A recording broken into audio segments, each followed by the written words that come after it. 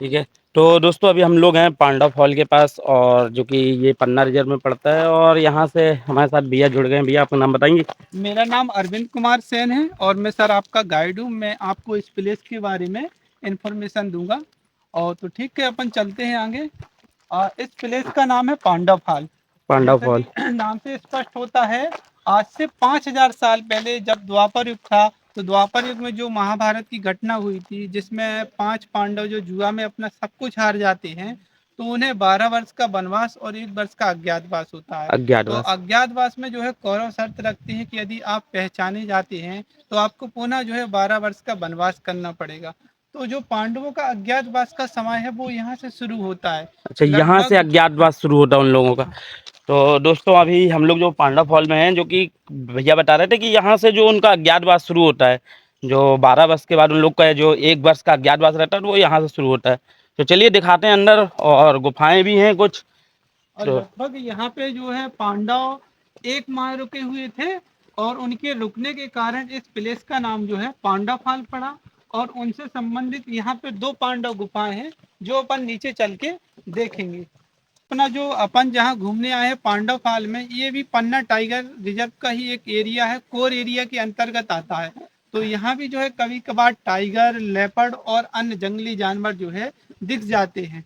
और ये अपना पन्ना टाइगर रिजर्व है ना, इसका जो एरिया है 576 स्क्वायर किलोमीटर का है, जिसमें 82 प्लस टाइगर निवास करते हैं और 500 प्लस लेपर्ड है। इसके अलावा और भी अन्य जंगली जानवर अनगिनत संख्या में है यहाँ पे।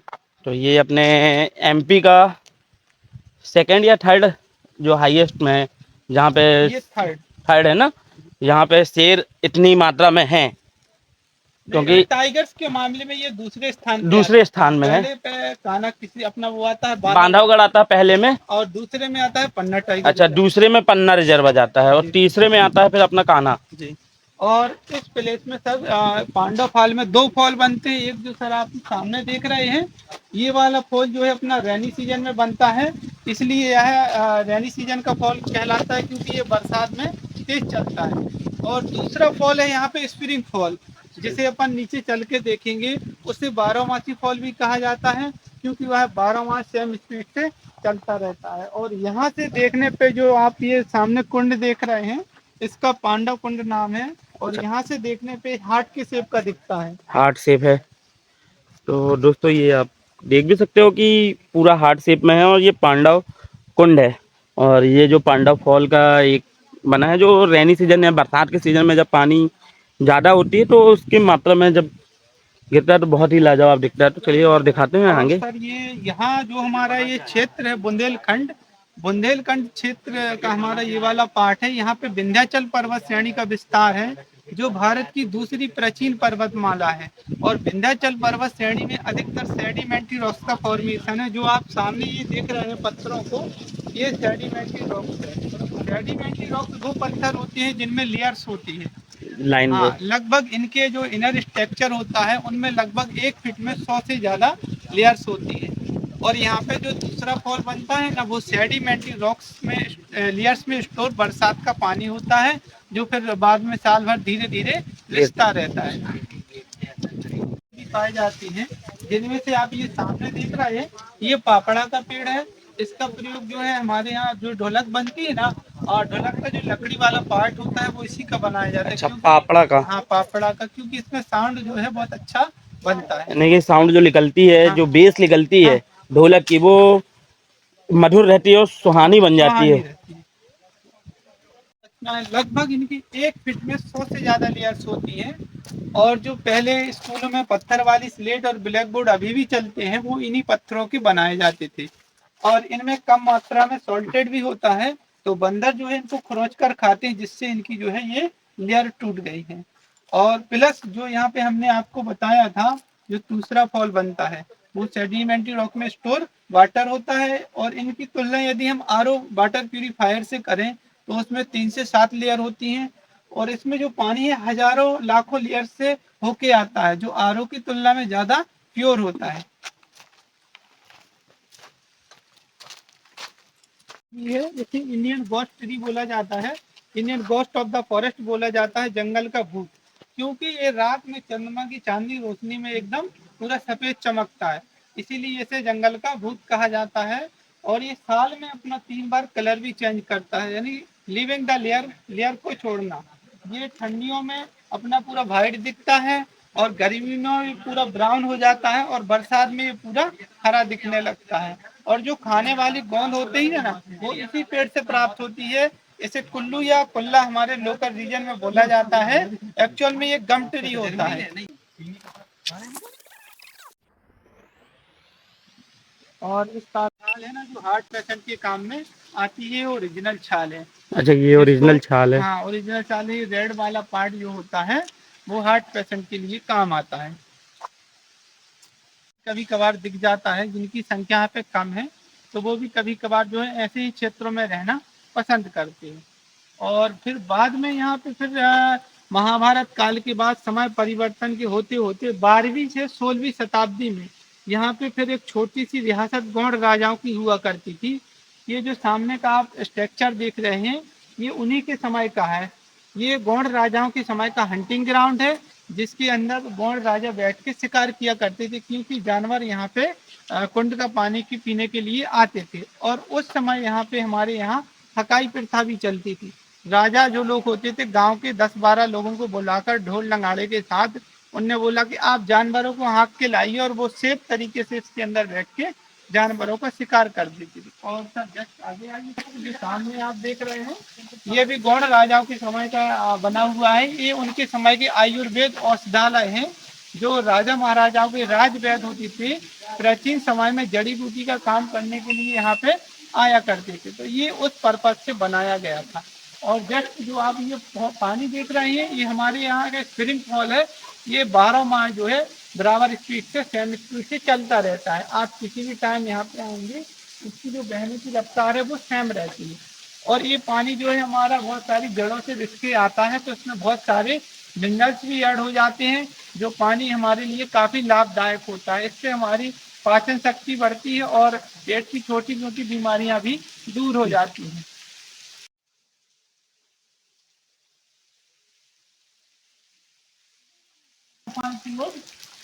यहाँ पे पांडव, ये पहली पांडव गुफा है जिसमें पांडव रुके हुए थे। ये पांडवों का आराम कक्ष हुआ करता था। इसमें जो है अंधेरा, जिसके अंदर नहीं जा सकते। दूसरी गुफा जो है यहाँ पे, जिसमें हम अंदर जाके देख सकते हैं। ये पांडवों का किचन हुआ करता था। पांडवों का खाना पीना बनाने का काम यहाँ से होता था। और इनका निर्माण इस प्रकार हुआ है। आपको बताएं, आज से हजारों साल पहले और अभी भी वर्तमान में जो अपना पहला वाला फॉल है सर ऊपर, उसका पानी बरसात में दीवारों से टकराता है, क्योंकि पानी काफी हो जाता है। और बार बार पानी के टकराने से जो है सेडिमेंट्री रॉक की लेयर टूटती है, और बार बार लेयर के टूटने से जो है गुफा नुमा आकृति बन गई। अभी भी इसका साइज जो है बड़ा हो रहा था, तो इसको रोकने के लिए यहाँ सीमेंट से कवर किया गया है। और जो हमारे पहाड़ों से पानी रिसता है ना, यहाँ के पानी में अधिक मात्रा में कैल्शियम और अपना लाइमस्टोन जैसी पदार्थ हैं, जो पानी के बहने से ऊपर जम जाते हैं। जो ऊपर से पानी के बहने से जमता है वो स्टिग्माइट कहलाता है। जो आप ये देख रहे हैं पानी के बहाव से जमा हुआ है। कुछ नए भी बन रहे हैं, यहाँ पे देखेंगे आप, ये छोटे छोटे। और जो एक पानी के बहाव से नीचे जमता है वो स्टेगलाटाइट कहलाता है। और स्टेगलामाइट स्टेगलाटाइट हजारों सालों में आपस में ज्वाइंट भी हो जाते हैं एक समय बाद, जब आपस ज्वाइंट हो जाते होंगे। और इस जो गुफा है, इसका समय काल कोई निर्धारित नहीं है, क्योंकि ये गुफा नेचुरल तरीके से बनी हुई है, इसका कोई समय काल पता नहीं। जो बाहरी स्ट्रक्चर है वो उसका निर्माण अपना 12वीं से 16वीं शताब्दी के मध्य का है। ये पूरा अपना नेचुरल है, ये भी सेडिमेंट्री रॉक का ही एक पार्ट है। और ये 600 से भी ज्यादा जिले हैं, लेकिन एक पन्ना मात्र एक ऐसा जिला है जहाँ पे ओरिजिनल एमराल्ड डायमंड पाया जाता है। केवल हमारे पन्ना जिला में ही ओरिजिनल हीरा पाया जाता है। हमारे यहाँ रेड डायमंड, ब्लैक, येलो और एमराल्ड डायमंड पाया जाता है। इसके पीछे भी एक छोटी सी रहस्य कहानी है। 18वीं शताब्दी में हमारे बुंदेलखंड, छतरपुर और पन्ना जिला के बना हुआ था, जिसके उस समय राजा महाराजा छत्रसाल थे। तो महाराजा छत्रसाल को भगवान प्राणनाथ जी ने वरदान दिया था उनके घोड़ा को, रखिए कि आपका घोड़ा जो है एक निश्चित समय के लिए पन्ना में जहाँ जहाँ जाएगा वहाँ पे पन्ना की जमीन में जो है डायमंड हो जाएंगे। तो उन्हीं के उपलक्ष्य में हमारे यहाँ पीढ़ी दर पीढ़ी एक उनके लिए कहावत भी है कि सत्ता तेरी राज में धक धक दिल होए, जित जित घोड़ा पग धरे उतो हीरा होए। होए। और ये है जो कि पांडव फॉल देखा है, और ये पांडव कुंड है जो कि बहुत ही फेमस है। और पन्ना में 35 फीट है। इसकी गहराई लगभग 35 फीट है। और आप देख सकते हो कि बहुत ही जो यहाँ की नेचर ब्यूटी काफी नेचर, सुंदर है। और भाई यहाँ से जो प्राकृतिक के नज़ारे देखने को मिल रहे हैं, जो पानी का जो रिसाव है, बहाव है, दिख रहा है फॉल और बिल्कुल। यहाँ भी सर आज से हजारों साल पहले काफी जड़ी बूटी वाले पेड़ पौधे हुआ करते थे जो समय के साथ विलुप्त हो गए हैं। और अभी भी यहाँ पर काफी जड़ी बूटी के पौधे हैं जो पुराने राजवैद होंगे वो शायद पहचान सकते हैं। और बाद में सर आप जस्ट यहाँ ऊपर देख सकते हैं जो पांच छोटे छोटे टेम्पल बने हुए हैं। यहाँ पांडवों से संबंधित पांचों पांडवों की प्राचीन पत्थरों की मूर्तियां मिली हुई थी। तो उन्हीं पे आधारित कल्पना करके यहाँ के स्थानीय लोगों ने पांचों पांडवों के छोटे छोटे टेम्पल बनवा दिए थे, भीम, अर्जुन, नकुल, सहदेव और युधिष्ठिर।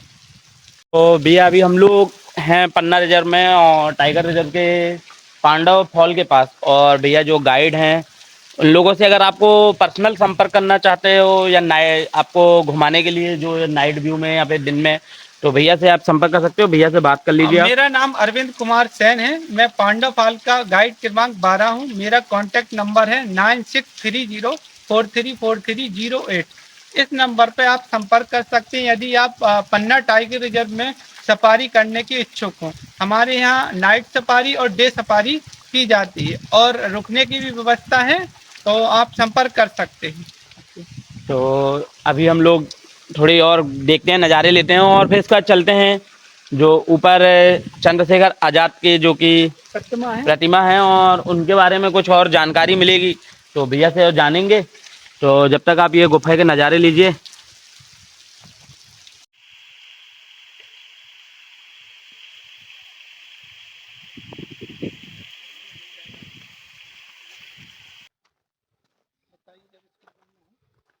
यहाँ पे चंद्रशेखर आज़ाद ने देश की आज़ादी की पहली 4 सितंबर 1929 में महोबा तथा कुछ टीकमगढ़ निवासियों के साथ तथा कुछ यहाँ के स्थानीय लोगों के साथ यहाँ के जंगलों में एक सीक्रेट मीटिंग की थी। पांडवफाल के जंगलों में मीटिंग का उद्देश्य ये था कि जो यहाँ के स्थानीय लोग हैं उनके अंदर देशभक्ति की भावना को जागृत करना, ताकि देश की आज़ादी में वो अपना योगदान दे सकें। लेकिन जो उस समय यहाँ के लोगों का रवैया था वो अंग्रेजों के प्रति था। तो उन्हीं में से कुछ लोगों ने जो है इस बात की खबर अंग्रेज अधिकारियों को दे दी थी कि यहाँ पे एक जो है सीक्रेट मीटिंग हो रही है। तो अंग्रेज अधिकारी लोग जब तक यहाँ तक आए थे तब तक चंद्रशेखर आज़ाद और उनके साथी यहाँ से निकल चुके थे। और जो आप जो स्टैचू देख रहे हैं ये उन्हीं की स्मृति में ये स्टैचू बनाया गया है। और बाद में 1935 में अंग्रेजी शासन में उत्सर्ग पत्रिका चलती थी जिसमें इस बात का उल्लेख किया गया था कि 4 सितंबर 1929 में यहाँ पे एक सीक्रेट मीटिंग हुई थी। तो दोस्तों अभी हम लोग जो कि पांडव फॉल का दर्शन करने गए थे, और बहुत ही खूबसूरत नज़ारे देखने को मिलता है कि भाई यहाँ से जो प्राकृतिक के जो नज़ारे देखने को मिले, देख सकते हो आप, पूरा जंगल है और बीच में एक कुंड है जो कि पांडव फॉल है। यहाँ पे पांडव वास करे थे जब अपने अज्ञातवास के समय, और यहाँ से पूरा जंगल है पन्ना रिजर्व का। और अभी दोस्तों हम लोग हैं, तो चलिए निकलने हैं और यहीं पे इस वीडियो को समाप्त करते हैं। तो अगर आप लोगों को वीडियो अच्छी लग रही है तो लाइक करें, शेयर करें और ज़्यादा से ज़्यादा सब्सक्राइब करें। तो चलिए दोस्तों यहाँ से निकलते हैं और सीधे अब मिलेंगे हम लोग मैहर में।